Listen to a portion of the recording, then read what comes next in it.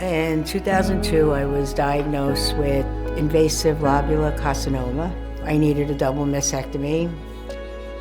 To give you a little background, my mom died from breast cancer at the age of 41. I was 14 years old. So when this was found, one of the things was, okay, what do I do? So I called the Adelphi hotline. As soon as this woman, and I remember her name was Roz, as soon as she picked up the phone, she was like an angel, so sweet and warm. And for the first time, I started crying on the phone, and she let me cry. And I said, well, I don't know if I want reconstruction or not. I'm in a bind, and I told her my backstory, and she said, well, she goes, we have here what's called a specialty list, where we can match you with different people. About a week later, I started getting phone calls from a woman that had reconstruction, a woman that didn't have reconstruction, a woman that had implants, and I'm like, wow.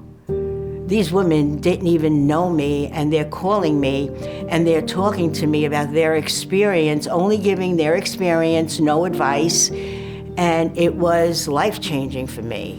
One of the women told me about a support group that they had for newly diagnosed women at Adelphi.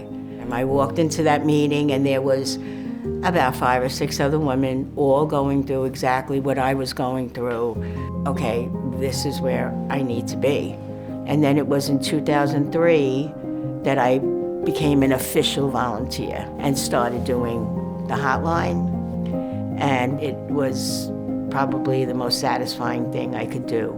This is part of who I am. When people ask me what I do, I volunteer at the Adelphi Breast Cancer Hotline. Like, that is part of, I've been doing it for 22 years now.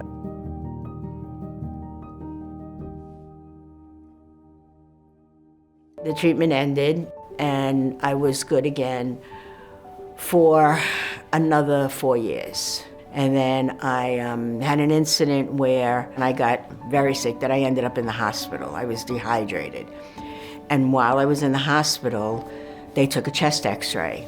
And when my doctor reviewed the chest x-ray, they saw that I had a metastasis in my rib.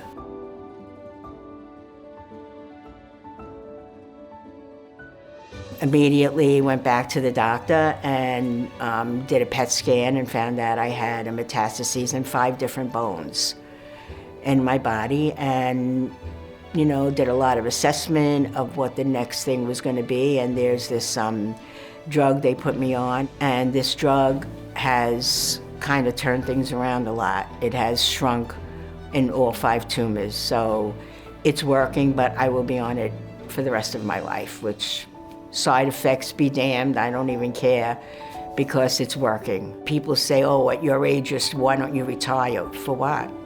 To do what? To just sit here and think about cancer? No, that makes no sense. My thing is, I don't really want my legacy to be, I had breast cancer. I want it to be what I did with it.